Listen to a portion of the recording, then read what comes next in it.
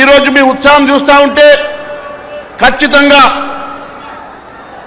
తెలంగాణలో మార్పు కోరుతున్నట్టు స్పష్టమవుతున్నది. తెలంగాణలో ఖచ్చితంగా కాషాయ శకం మొదలైంది. ఇదే నాంది పలకబోతుందని చెప్పి తెలియజేస్తా ఉన్నాను. మొన్ననే 7వ తారీఖు రోజు ఆపరేషన్ సింధూర్ సంవత్సరం పూర్తయింది.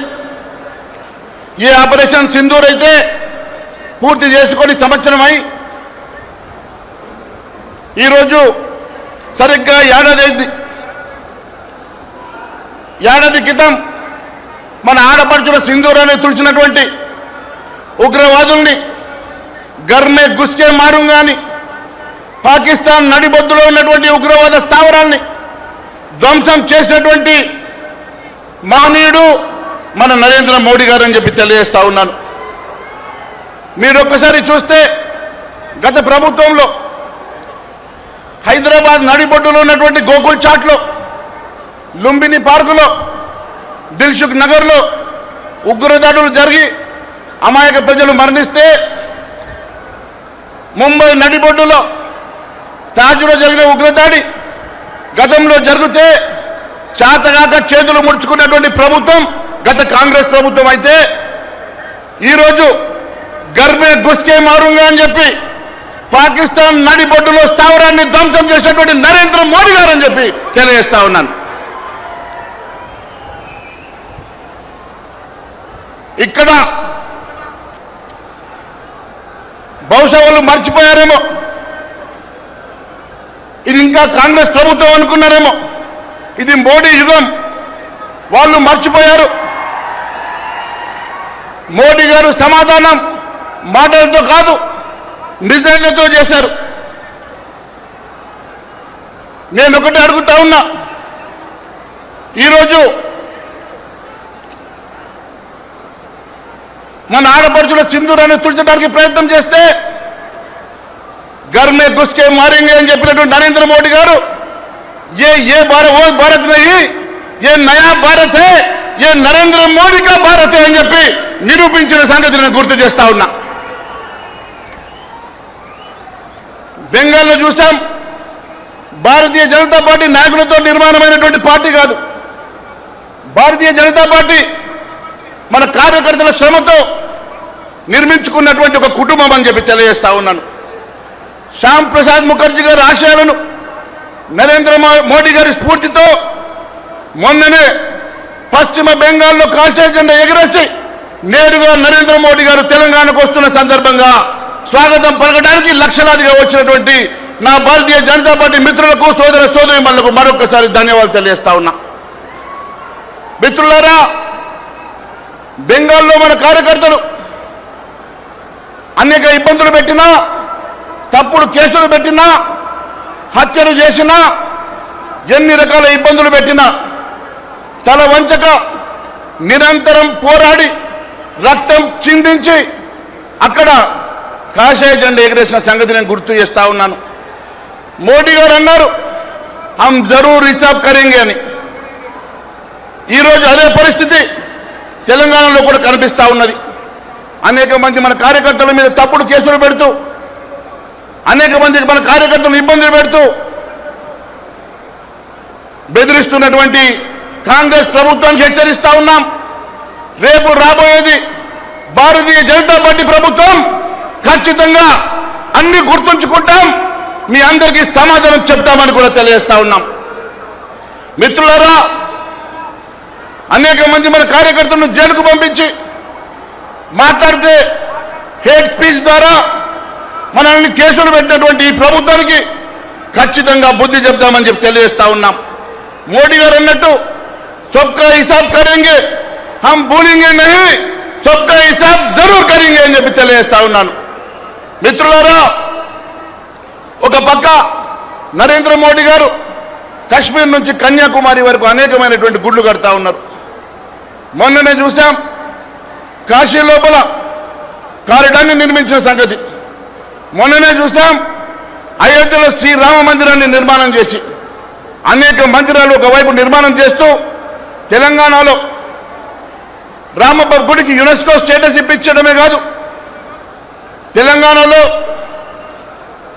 1000 స్తంభాల గుడికి 40 కోట్ల రూపాయలతో పునరుద్ధరణ చేస్తూ గుళ్లను, సంస్కృతిని, సాంప్రదాయాన్ని కాపాడుతూ ఉంటే తెలంగాణలో మాత్రం ఇప్పటికి 27 నెలల్లో 13 గుళ్లను కూల్చినటువంటి ఈ కిరాచక ప్రభుత్వం నిన్నక మొన్న వరంగల్ జిల్లాలో పురాతనమైన 800 సంవత్సరాల శివాలయాన్ని నేలమట్టం చేసి మేము రజాకర్ల వారసులమని చెప్పే ప్రయత్నం చేస్తూ ఉన్నారు.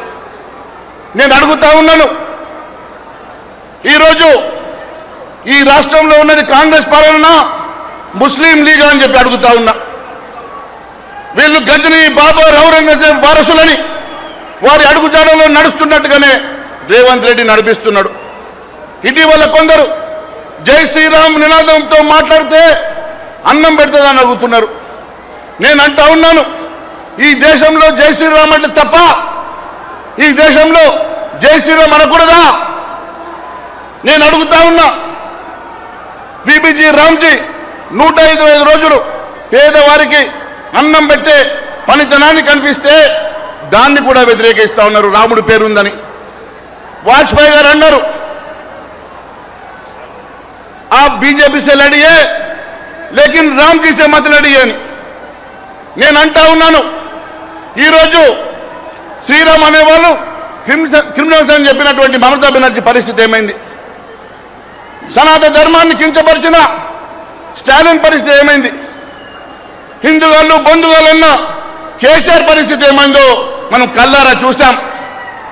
అదే పరిస్థితి హిందువుల మీద, హైందవుల మీద దాడి చేసిన ఏ పార్టీ కూడా మనుగడ సాగదని చెప్పి మరొకసారి తెలియజేస్తా ఉన్నాను. అంతేకాదు, మేము శ్రీరామని, జై శ్రీరామ్ అని బరాబర్ అంటాం. అందామా? జై శ్రీరామ్, జై శ్రీరామ్. ఈరోజు ఈ తెలంగాణ ప్రభుత్వం కేవలం ఢిల్లీకి బానిసలుగా మారి మూటలు మోయడానికి మాత్రమే ఉన్నది. తెలంగాణ కేవలం ఏటీఎంగా మారింది తప్ప తెలంగాణలో ఇక్కడ సంక్షేమ కార్యక్రమాల కోసం, పేదవారి కోసం మాత్రం ఈ ప్రభుత్వం పనిచేస్తలేదని చెప్పి తెలియజేస్తా ఉన్నాను. నాడు రజాకర్లతో వారి అరచకాలను ఎదిరించినటువంటి గడ్డ ఇది. ఖచ్చితంగా తెలంగాణలో మీ అరచకాలను చూస్తున్నాం, ఎదిరిస్తాం, ఇక్కడ కాషాయ జెండా ఎగిరేసి తీరుతామని చెప్పి తెలియజేస్తా ఉన్నాను. ఈరోజు కేంద్రం అనేక లక్షల కోట్ల రూపాయలు నిధులు ఇస్తా ఉంటే కేంద్రం ఏమిచ్చిందని చెప్తా ఉన్నారు. ఇప్పటి వరకు 12 లక్షల కోట్ల రూపాయలు ఇచ్చి ఈ రాష్ట్రాన్ని ఆదుకోవడమే కాదు, ఈరోజు నరేంద్ర మోడీ గారు కూడా ఈ రాష్ట్రానికి 9,400 కోట్లతో వచ్చారు. ఎప్పుడు కూడా తెలంగాణ రాష్ట్రం అంటే అభిమానం, ప్రేమతోటి ఈ ప్రాంతాన్ని ఎప్పుడు ఆదరిస్తున్నటువంటి నరేంద్ర మోడీ గారు ఒక్కటొక్కటిగా మజ్లిస్కి అంటగట్టేటువంటి పరిస్థితి. ఈరోజు జిహెచ్ఎంసీని 3 ముక్కలు చేస్తున్నారు. జిహెచ్ఎంసీ అంటే గ్రేటర్ హైదరాబాద్ మున్సిపల్ కార్పొరేషన్ని గ్రేటర్ హైదరాబాద్ మజ్లిస్కి, కాంగ్రెస్కి పంచుకునే విధంగా ముక్కలాట చేసి 3 ముక్కలు చేస్తా ఉన్నారు. నేను చెప్తా ఉన్నాను, మొన్నటికి మొన్న రిజర్వేషన్లు వ్యతిరేకించి ఎస్సీ, ఎస్టీ, బీసీలను అన్యాయం చేశారు. మొన్నటికి మొన్న రిజర్వేషన్లను అడ్డుకొని ఎస్సీ, ఎస్టీలకు పెరిగేటువంటి సీట్లను అడ్డుకున్నటువంటి, మహిళా రిజర్వేషన్ అడ్డుకున్నటువంటి దుర్మార్గులు ఈ ఇండియా కూటమి అని చెప్పి నేను తెలియజేస్తా ఉన్నాను. మిత్రులారా, మొన్నటికి మొన్న సర్ ద్వారా ఈ దేశంలో 5 కోట్ల ఓట్లను సరిచేస్తే అది కూడా వారికి మరి నచ్చడం లేదు. ఈ రాష్ట్రంలో ఎన్సీఆర్బీ చెప్పినటువంటి క్రైమ్ విషయం చెప్తాను.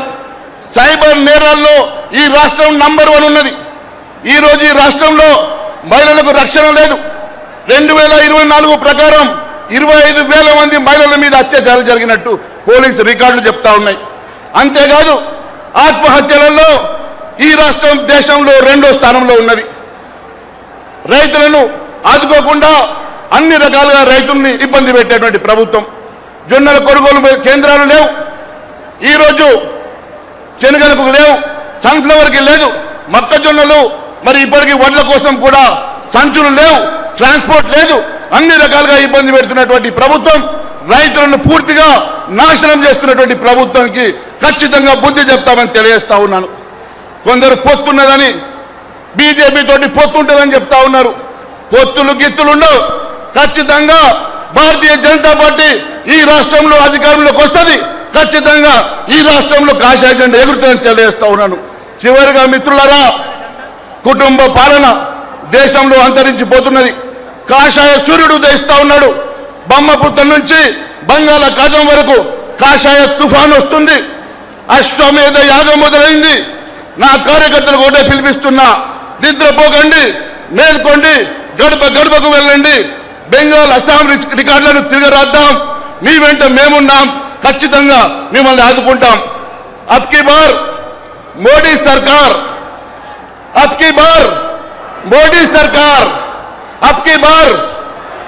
ఇప్పుడు బెంగాల్ के बाद तेलंगाना में बीजेपी सरकार, तेलंगाना में बंगाल के बाद तेलंगाना में